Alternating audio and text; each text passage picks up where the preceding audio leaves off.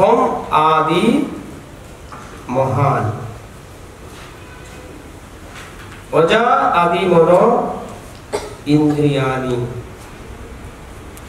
तो सृष्टिर जे 23টি উপাদান আমরা তৃতীয় স্কন্ধে পাই, 23 উপাদানে সৃষ্টির কার্য কারণ সমূহ সব একসাথে বর্ণনা করেছেন। পঞ্চ মহাভূত, পঞ্চ কর্মেন্দ্রিয়, পঞ্চ জ্ঞানেন্দ্রিয়, পঞ্চ তন্মাত্র, কত হলো 4 5 20, মন বুদ্ধি অহংকার 23, তারপরে মহত্তত্ত্ব, প্রকৃতি, এমনকি এই সমস্ত জড় উপাদানের সৃষ্টির মৌলিক উপাদানের যে উৎপত্তি, যার থেকে উৎপত্তি হয়েছে পুরুষ অবতার, এবং ইন্দ্রিয়ের প্রত্যেকটা ইন্দ্রিয়ের এক একজন নিয়ন্ত্রণকর্তা দেবতা আছে। ইন্দ্রিয়ের বিষয়সমূহ ও অধীশ্বরগণ মানে ইন্দ্রিয় নিয়ন্ত্রণকারী দেবতাগণ। জড় সৃষ্টির এই সকল কারণ সমুদয় আপনার শ্রী অজ্ঞজাত, কার? কৃষ্ণের। কৃষ্ণের শ্রী অঙ্গ থেকে এই জড় সৃষ্টির সমস্ত কারণ প্রকাশ হয়েছে। ভগবানের সাংস প্রকাশ পুরুষ অবতার, আর তার পুরুষ অবতার থেকে এসেছে এই সমস্ত জড় উপাদান। এই সমস্ত উপাদান বাদ দিলে সৃষ্টি কল্পনা করা যায় না। এই সমস্ত উপাদানের উপরেই সমস্ত সৃষ্টি আধারিত। 3 নম্বর শ্লোকে এসে ভগবানের কাছে আবার প্রার্থনা করছেন। অক্রূর যেভাবে ভগবানের স্বরূপ প্রকাশ করেছেন, এখানে ভগবানের ঐশ্বর্য প্রকট করেছেন, তো 3 নম্বর শ্লোকে এসে বর্ণনা করছেন যে অক্রূর তুমি যেভাবে বর্ণনা করলে, যদি ধরুন এইভাবে আপনার মনে প্রশ্ন আসে অথবা কেউ প্রশ্ন করে, আপনি যেভাবে ভগবানকে প্রকাশ করলেন সমস্ত সৃষ্টির উৎস তিনি, ব্রহ্মার উৎস তিনি, তার থেকে সবকিছু প্রকট হয়েছে, কেন তাকে আমরা সরাসরি দেখছি না?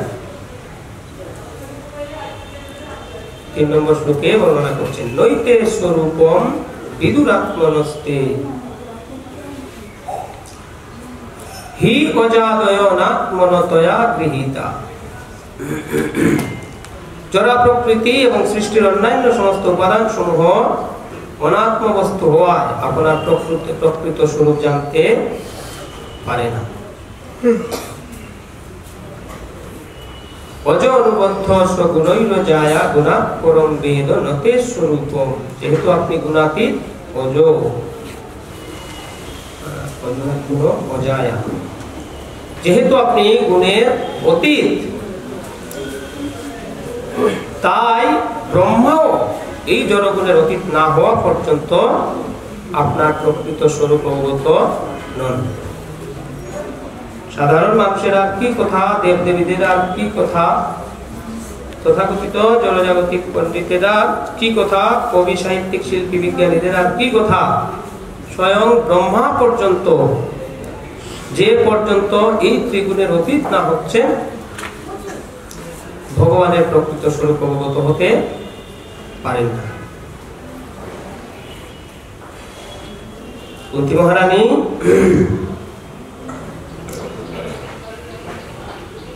কুন্তী-মহারানীর প্রার্থনায় প্রথম স্কন্ধের 8ম অধ্যায়ে 19 নম্বর শ্লোকে কুন্তী দেবীও বর্ণনা করছেন। মায়া যৌবনিকাচ্ছন্নম অজ্ঞা অদক্ষজম নরক্ষসী মুরদৃশা নটনাট্যা ধরণী। তুমি সবার অন্তরে বাহিরে অবস্থান করছো, কিন্তু তারপরেও তোমাকে কেন সবাই দর্শন করতে পারে না? অন্তর বহির অবস্থিত, হৃদয়ে নৃসিংহ বহির নৃসিংহ, নৃসিংহমাদিম শরণম প্রপদ্যে। ভগবান হৃদয়েও আছেন, বাহিরেও আছেন। ইত নৃসিংহ পরত নৃসিংহ। ভগবান ইহলোকে আছেন, পরলোকেও আছেন। যত যত যাবি তত নৃসিংহ। যেখানে যাই তিনি সেইখানেই আছেন, তারপরেও তাকে দর্শন করা যায় না কেন? কুন্তী মহারানী প্রকাশ করছেন মায়া যৌবনিকাচ্ছন্ন। মায়ারূপী পর্দা ভগবান তোমার এবং জীবের মাঝে পড়ে আছে, যার কারণে জীব তোমাকে দর্শন করতে পারছে না। যে পর্যন্তই মায়াকে অতিক্রম না করছে সেই পর্যন্ত তোমাকে দর্শন করা সম্ভব নয়। নরস্যসে মূঢ়তৃষা নটনাট্যা ধরতনু। পুতুল নাচ আমরা দেখি, তো যারা পুতুল নাচ দেখতে যায় এরা শুধু পুতুলের নাচই দেখে, কিন্তু কে নাচায় তাকে দেখা যায় না, কারণ তিনি আড়াল থেকে নাচান। ভগবান নাট্যকারের মতো নাটক করছেন, অভিনয় করছেন, তাকে সামনে রেখেও, সামনে উপস্থিত, তারপরেও তার স্বরূপ দর্শন হচ্ছে না। শুদ্ধ ভক্তরাও, পরম শুদ্ধ ভক্ত, প্রেম স্তরের ভক্তরাও কৃষ্ণকে ভগবান বলে বুঝে না। আবার যারা ভক্তি যুগে আসেনি তারাও কৃষ্ণকে ভগবান রূপে বরণ করতে পারে না। জয় জয় শ্রী শ্রী রাধা মাধব কি, জগন্নাথ বলদেব সুভদ্রা মহারানী কি।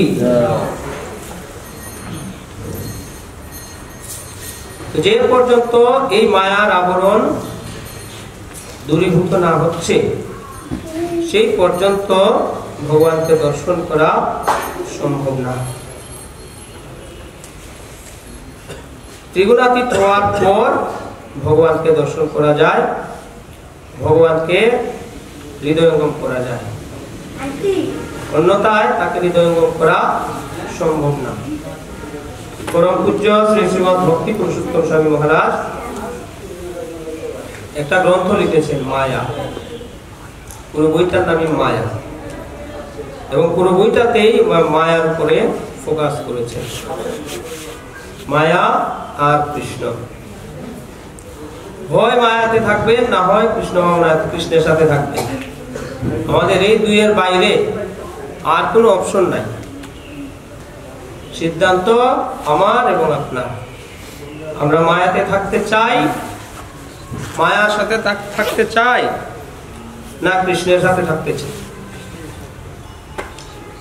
এই দুইজন খুব পাশাপাশি অবস্থান করছেন, এবং আপনাকে আমাকে ভগবান স্বাতন্ত্র দিয়ে রেখেছেন। আমাদের এই স্বতন্ত্র ইচ্ছার উপরে, আমাদের স্বাতন্ত্র্যের উপরে ভগবান কখনো হস্তক্ষেপ করেন না। তবে সাধু, গুরু এবং শাস্ত্রের মাধ্যমে আমার এবং আপনার কি করা উচিত সে দিক নির্দেশনা তিনি ঠিকই দান করেন। তো এই নির্দেশনা নিয়ে আমাকে এবং আপনাকে নির্ধারণ করতে হবে, আমি কৃষ্ণ চাই না মায়া চাই, আমি কৃষ্ণের সঙ্গ করতে চাই না মায়ার সঙ্গ করতে চাই, আমি সুখী হতে চাই না আমি দুঃখ হতে চাই। কৃষ্ণ ভুলি যেই জীব অনাদি বহির্মুখ, অথয়ে মায়া তারে দে সংসার। কৃষ্ণ বিস্মৃতি হচ্ছে মায়া। যেই মুহূর্তে জীব কৃষ্ণকে ভুলে যায়, সাথে সাথে সে দুঃখে নিমজ্জিত, দুঃখের মধ্যে পতিত হয়। নিকটস্থ মায়া তারে ছাপটিয়া। কৃষ্ণ ভুলি যেই জীব নিকটস্থ মায়া তারে ঝাপটিয়া, ঝাপটাইয়া। যেই কৃষ্ণকে বাদ দিয়ে, ভগবানকে বাদ দিয়ে স্বতন্ত্রভাবে ভোগ করতে চায়, তৎক্ষণাৎ মায়া তাকে অ্যারেস্ট করে, তাকে বন্দী করে ধরে তার ইচ্ছা মতো তাকে নাকানি চুবানি দিতে থাকে। প্রত্যেক ব্যক্তি সুখী হতে চায়, যে স্বাভাবিক প্রবণতা জীবের। শীতের দিন সবাই আমরা এখন গরম কাপড় পরছি, কেন? সুখ চাই। এই শীত ঋতু যাবে, সামনে গ্রীষ্ম আসবে, ফ্যান লাগবে, এসি লাগবে, গরম কাপড় সব গুছিয়ে রাখবো। কেন? আমরা সুখ চাই। কিন্তু আমরা পাবো কিভাবে? যদি কৃষ্ণের সাথে থাকি, কৃষ্ণ ভাবনায় থাকি, তাহলে এটি সম্ভব। কৃষ্ণ ভুলি যে জীব, কৃষ্ণ ভুলি যে জীব ভোগবাঞ্ছা করে নিকটস্থ মায়াকারে ঝাঁপিয়ে ধরে। কৃষ্ণ ভুলি যে জীব অনাদি বহির্মুখ, অতএব মায়া তারে দেয় সংসার দুঃখ। কৃষ্ণ বিনা সুখ দিতে নাহি অন্যজন, থাকিলে বা বিদ্যা কুল কোটি কোটি ধন। সুখী হওয়ার জন্য সাধারণ মানুষের ধারণা কি? যদি আমার অনেক শিক্ষা দীক্ষা থাকে, বিদ্যা থাকে, তাহলে আমি সুখী হব। ধন থাকে, সুখী হব। উচ্চ কুল থাকে, সুখী হব। কিন্তু যারা উচ্চ কুলে জন্মগ্রহণ করেছেন, যাদের ধন আছে, যাদের বিদ্যা আছে, তারা কি সবাই সুখী? এটা হচ্ছে বিচার্য বিষয়। যদি তারা সুখী হতো, পাশ্চাত্যে, আমেরিকাতে, কানাডাতে, ইউরোপে, অস্ট্রেলিয়াতে এত বেশি সুইসাইড থাকতো না। আত্মহত্যার হার ওইদিকে অনেক গুণে বেশি।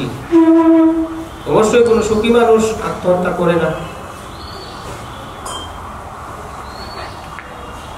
সবাই সুখ চায়, কিন্তু কিভাবে সেই সুখ পাবে সেটা জানে না। কৃষ্ণকে বাদ দিয়ে যে সুখের কামনা, সেটা হচ্ছে মায়া। পরম পূজ্য শ্রীশ্রীমৎ ভক্তি পুরুষোত্তম মহারাজ অপূর্ব সুন্দরভাবে মায়া গ্রন্থে সুন্দর সুন্দর উদাহরণ দিয়েছে।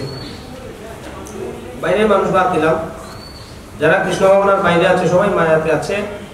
এক কথায় সবাই মায়াতে আছে। কৃষ্ণ ভক্তির বাইরে যারা আছেন, যে যেভাবে আছেন, সাধন ভজন করলেও মায়াতে আছেন, পূজা পার্বণ করলেও মায়াতে আছেন। কৃষ্ণ ভাবনাতে যারা আছে, আমরা কৃষ্ণ ভাবনাতে যারা ইসকনের সাথে যুক্ত আছি, ব্রহ্মমার্গ গৌড়ীয় বৈষ্ণব সম্প্রদায়ের সাথে যুক্ত আছি, শুদ্ধ ভক্তদের সংস্পর্শে আছি, তারাও মায়ার দ্বারা প্রতিনিয়ত বিভ্রান্ত হচ্ছে। শ্রীল প্রভুপাদ আমাদেরকে সহজ সরল নিয়ম কানুন দিয়ে গেছেন, কিন্তু মন, আমাদের ফলস ইগো, আমাদের ইন্টারনাল ভোগ করার বাসনা, এই সহজ সরল নিয়ম কানুন অনুসরণ করতে এলাও করে না।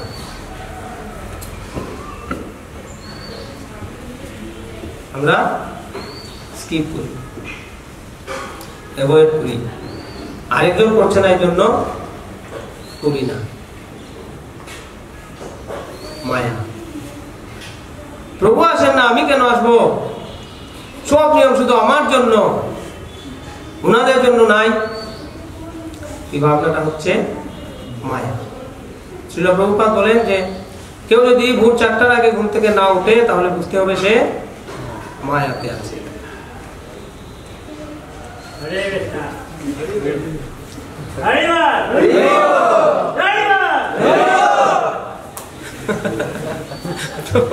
মায়া দূর করছে কে?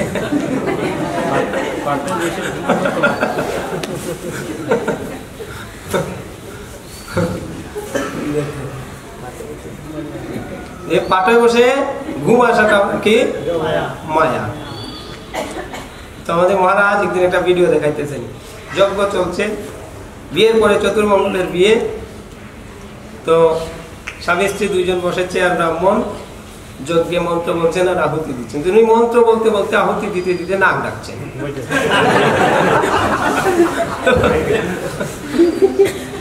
স্বামী স্ত্রী দুইজন জিজ্ঞেস করছে যে পরে কি, আর আপনি কেন ঘুমাচ্ছেন? যে ঘুম আর ধ্যান সম্পর্কে তুই কি বুঝবি? ধ্যান করছিলাম। ধ্যান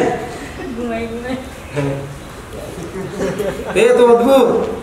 সার্কেল করে আমরা জপে বসেছি, হরে কৃষ্ণ মন্ত্র জপ করছি, তো আমি ঘুমিয়ে পড়ে যাচ্ছি। তো যেই পাশের জন্য নাড়া দিচ্ছে, অভিনয় করছি না, আমি ঘুমাচ্ছি না, কিন্তু আমি মনোযোগ সহকারে জব করছিলাম, কালকে আমরা বসে বসে জব করতেছি, তো আমাদের বিচিত্র কুমার কুমার ছেলে মেয়ে কমে যে মায়াতে আছে, ঘুমাইতেছে।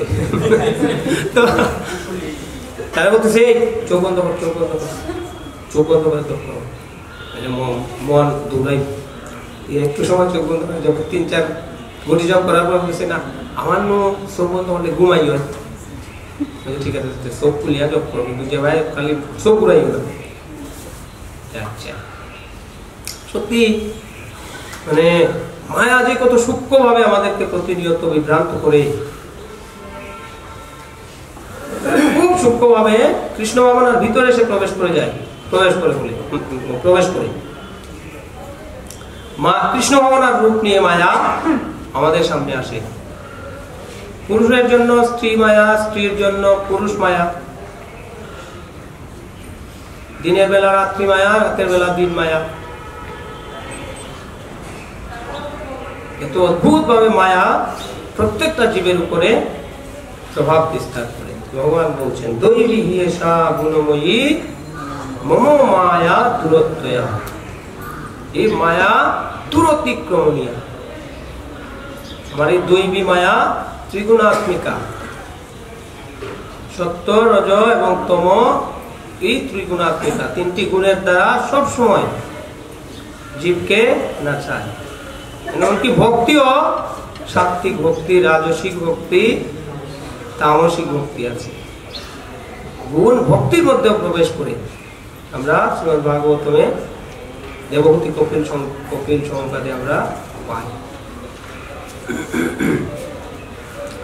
ভক্তির মধ্যে পর্যন্ত এই মায়া প্রভাব বিস্তার করে ভক্তের ভক্তিযুগকে শুদ্ধতা থেকে অশুদ্ধ করে দেয়।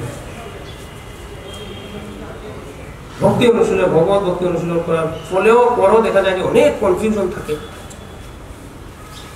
সিদ্ধান্তহীনতায় ভুগে, ইনসিকিউরিটি ফিল করে।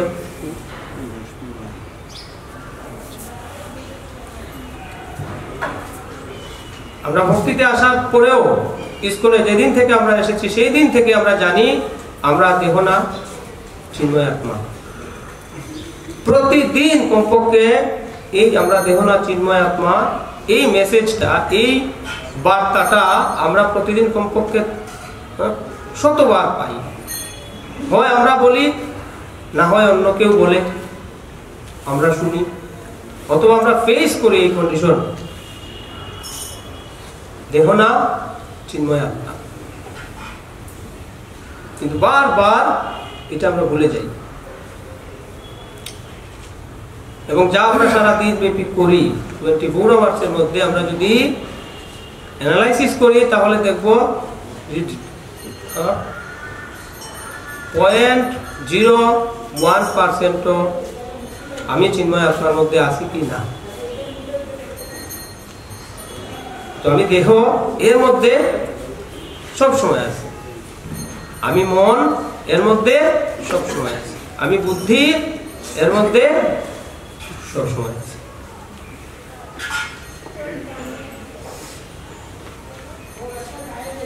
মায়া প্রতিনিয়ত আমাদেরকে বিভ্রান্ত করে, সব সময় আমাদেরকে কৃষ্ণ ভাবনামৃতের বাহিরে নিয়ে যাওয়ার জন্য সূক্ষ্ম থেকে সূক্ষ্মতর উপায় অবলম্বন করে আমাদেরকে কৃষ্ণ ভাবনার বাইরে যাওয়ার জন্য অনুপ্রাণিত করে, কৃষ্ণ ভাবনার রূপ দেখিয়ে আমাদেরকে বাইরে নিয়ে যায়। এই মায়া এত শক্তিশালী, ব্রহ্মার মতো ব্যক্তি তিনি পর্যন্ত এই মায়াকে অতিক্রম করতে পারেন না, যে পর্যন্ত না ভগবানের কৃপা হচ্ছে। মম মায়া দূরত্বয়া মাম এব যে প্রপদ্যন্তে মায়াম এতাম তরন্তে। এই মায়াকে অতিক্রম করার উপায় কি? একটাই উপায়, মায়াধীশের কাছে আত্মসমর্পণ করা। কৃষ্ণ একদম স্পষ্ট বলেন, মাম এব যে প্রপদ্যন্তে, যে আমার কাছে আত্মসমর্পণ করে প্রপত্তি স্বীকার করে সেই মায়াকে অতিক্রম করতে পারে। তার জন্য মায়াকে অতিক্রম করা অত্যন্ত সহজ কাজ। কেউ তার ব্যক্তিগত শক্তি দিয়ে কোনোদিন সমুদ্র পাড়ি দিতে পারবে না। কিন্তু যার উড়োজাহাজের কোম্পানি আছে, বিমান কোম্পানি আছে, এরকম ব্যক্তির সাথে যদি ভালো রিলেশনশিপ তৈরি করে কোনো টাকা ছাড়াই চলে যাবেন। শ্রীল প্রভুপাদ ভারতবর্ষ থেকে আমেরিকাতে চলে গেছেন জাহাজে করে, কোনো টাকা পয়সা ছিল না, কিন্তু জাহাজ কোম্পানির মালিকের সাথে ভালো সম্পর্ক তৈরি করেছিলেন। এই কোম্পানির মালিক মাতাজিকে প্রভুপাদ মেয়ে বানিয়ে ফেলেছেন। প্রভুপাদ পরপর কয়েকদিন গেছেন, প্রভুপাদের যে মাতাজির সাথে ডিলিংস ছিল এত মধুর, এত স্নেহপূর্ণ আচরণ ছিল, মাতাজি বাধ্য হয়েছেন শ্রীল প্রভুপাদকে পিতা বলে মেনে নিতে, পিতার মতো শ্রদ্ধা করতে। তো এই মায়াকে অতিক্রম করার জন্য এইরকম ব্যক্তির, আমরা যে ভব সমুদ্রে আছি, এই ভব সমুদ্র পাড়ি দেওয়ার মতো সামর্থ্য আমাদের কারো নাই। যার যত রকম শক্তি সামর্থ্যই থাক, এগুলি সব অর্থহীন। একমাত্র কৃষ্ণ আমাদেরকে মায়া থেকে উত্তীর্ণ করতে পারে। তো এখন কৃষ্ণকে পাবেন কোথায়?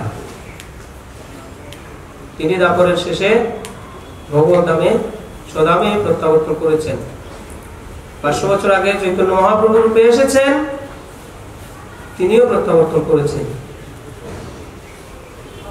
এখন তার সাথে সরাসরি ভাবে আমাদের সম্পর্ক স্থাপন করা সম্পূর্ণ অসম্ভব। কৃষ্ণ সদামে আছেন, তার শক্তি এখানে আছে, তিনি সেখান থেকে এখানকার কাজ সব করতে পারেন, এখানে কোনো সংশয় নাই। উনার সর্বত্র অ্যাক্সেস আছে, কিন্তু আমার এবং আপনার এত দূর পর্যন্ত অ্যাক্সেস নাই। আমরা এত দূর পর্যন্ত রিচ করতে পারি না, পৌঁছাতে পারি না, অসম্ভব। শ্রীমদ্ ভগবদ গীতাতে কৃষ্ণ যে উপদেশ দিলেন, মাম এব যে প্রপদ্যন্তে মায়াম এতাম তরন্তিতে, কৃষ্ণের শরণ গ্রহণ করা, অবশ্যই কৃষ্ণের কাছে আত্মসমর্পণ করা, কৃষ্ণকে পরমেশ্বর ভগবান রূপে বরণ করা, আর কোন ব্যক্তিকে ভগবান রূপে বরণ না করা, কৃষ্ণের শরণ গ্রহণ করা এই পর্যন্ত। কিন্তু এটা যথেষ্ট না এই জড়বন্ধন থেকে মুক্ত হওয়ার জন্য, মায়া অতিক্রম করার জন্য। যেহেতু কৃষ্ণ সশরীরে আমাদের সম্মুখে উপস্থিত নাই, বা আমরা কৃষ্ণকে সশরীরে যে উপস্থিত আছে তা দর্শন করতে পারি না, যেহেতু আমরা মায়াগ্রস্ত। অবশ্যই আমাদেরকে কৃষ্ণ যে পরমেশ্বর ভগবান সেটি মেনে নিতে হবে, কিন্তু মেনে নেওয়ার পরেও এই মায়া অতিক্রম করার জন্য যা করতে হবে সেটি হচ্ছে কৃষ্ণের প্রতিনিধির আনুগত্য স্বীকার করতে হবে। আমরা ভারত সরকারের কাছে যদি আত্মসমর্পণ করি, ভারতে যাব, এটা আমার লক্ষ্য। ভারতে যাওয়ার জন্য, ইন্ডিয়াতে যাওয়ার জন্য আমাকে কি করতে হবে? শুধুমাত্র ইন্ডিয়ান প্রাইম মিনিস্টারের কাছে আত্মসমর্পণ করলেই চলে যাবো আমি এখানে? না, আপনি যে আত্মসমর্পণ করেছেন এর প্রুফ কি, প্রমাণ কি? এটা প্রমাণ করবে এখানকার embassy, high commission, high commissioner. আপনি আপনার লিগেল সব পেপার জমা দিবেন, তারা এগুলিকে যাচাই বাছাই করবে। যদি দেখে যে না আপনার যাওয়ার মতো সব রিকোয়ারমেন্টস ফুলফিল হয়েছে, তারা আপনাকে এলাও করবে। কৃষ্ণের কাছে আমরা যতই আত্মসমর্পণ করি, যদি কৃষ্ণের প্রতিনিধি, অ্যাম্বাসেডর, হাই কমিশনার রূপী যে শ্রীল প্রভুপাদ, গুরুদেব, বৈষ্ণব আচার্যগণ, আমাদের কর্তৃপক্ষ, তাদের কাছে যদি আমরা আত্মসমর্পণ না করি, তাদের কাছে যদি আমাদের সমস্ত লিগেল পেপার সাবমিট না করি, আমাদের লিগেল পেপারস মানে কি? আমাদের সাধনা, আমাদের সেবা, আমাদের কোঅপারেশন, আমাদের কর্তৃপক্ষের নির্দেশ অনুযায়ী প্রচার। যদি আমরা আমাদের কর্তৃপক্ষকে সন্তুষ্ট করতে পারি, আমরা যদি আমাদের গুরুদেবকে সন্তুষ্ট করতে পারি, গুরুদেবের প্রতিনিধিকে সন্তুষ্ট করতে পারি, তাহলে আমাদের এই মায়া থেকে মুক্ত হওয়া সম্ভব।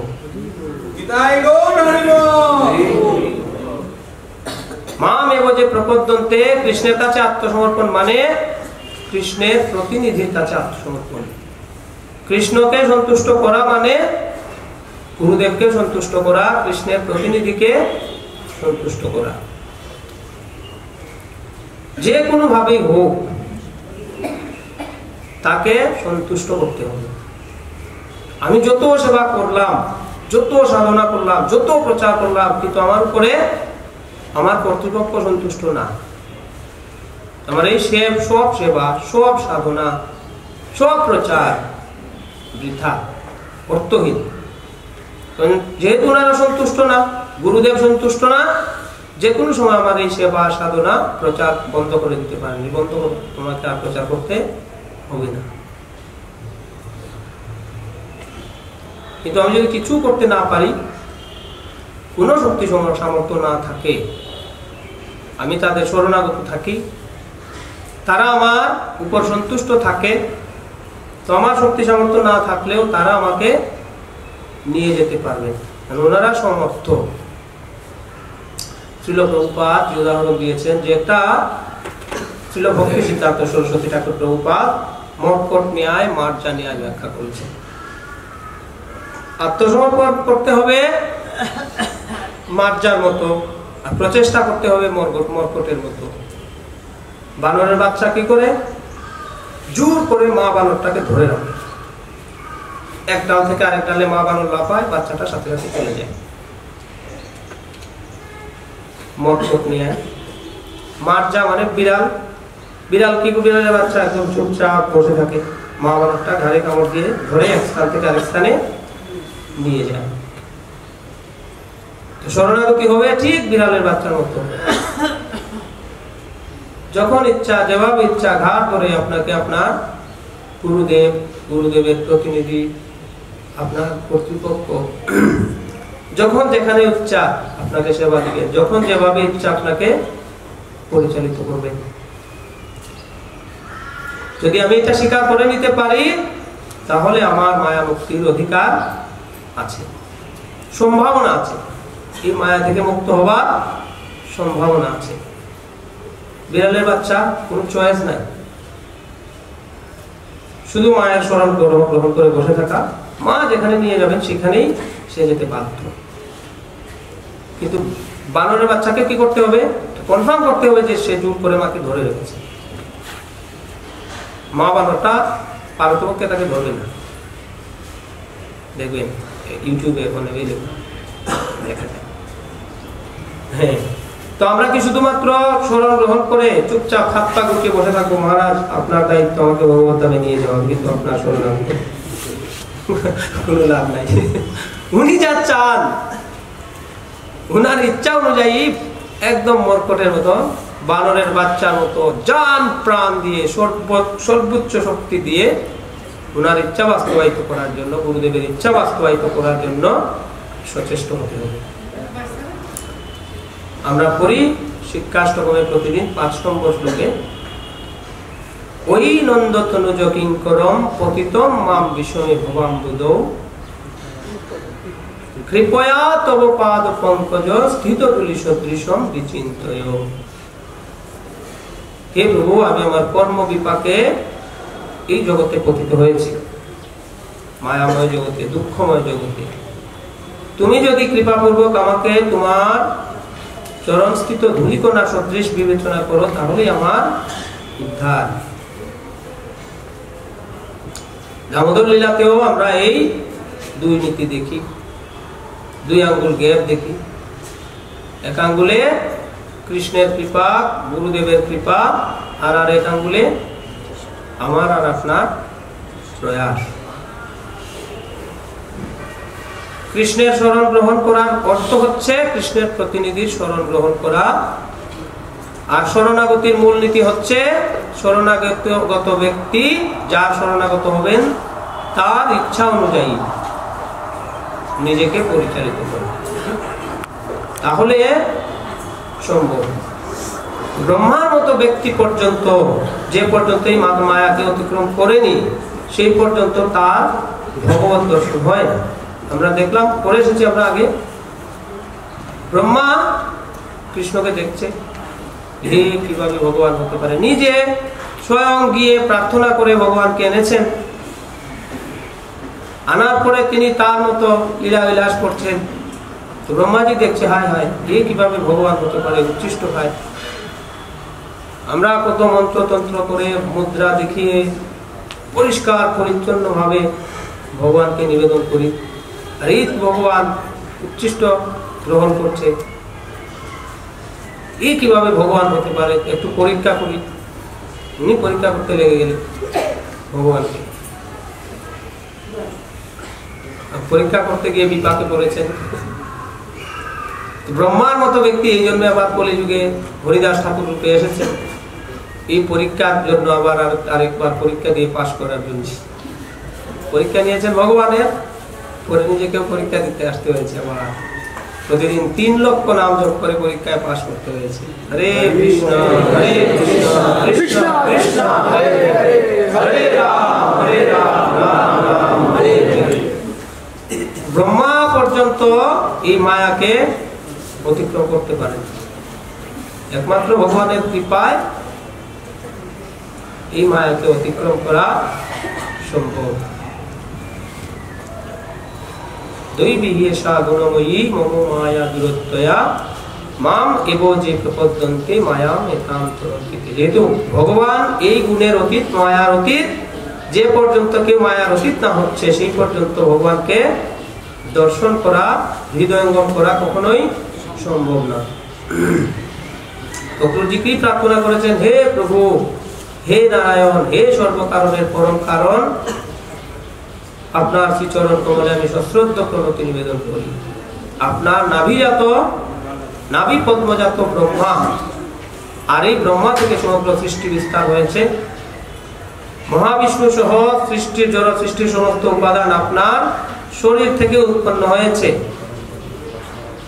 ব্রহ্মা পর্যন্ত, যেহেতু আপনি ত্রিগুণের অতীত, ব্রহ্মা পর্যন্ত ত্রিগুণাতীত হওয়ার পূর্বে আপনাকে হৃদয়ঙ্গম করতে পারেন না।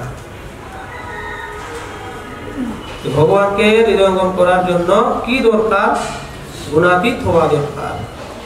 ত্রৈগুণ্য বিষয় বেদা নিস্ত্রৈগুণ্য ভগবান, নির্গুণ স্তরে উন্নীত হলে ভগবানকে জানা যায়। ঈশ্বরের কৃপালে হয়তো যাহারে, সেই তো ঈশ্বর তত্ত্ব জানিবার পারে। হরে কৃষ্ণ কৃষ্ণ কৃষ্ণ হরে হরে হরে রাম রাম রাম হরে হরে। গ্রন্থরাজ শ্রীমদ্ ভাগবতম কি জয়, জগৎগুরু শ্রীল প্রভুপাদ কি জয়, সমবেত ভক্তবৃন্দ কি জয়। নিতাই গৌর সীতারাম প্রেমানন্দে।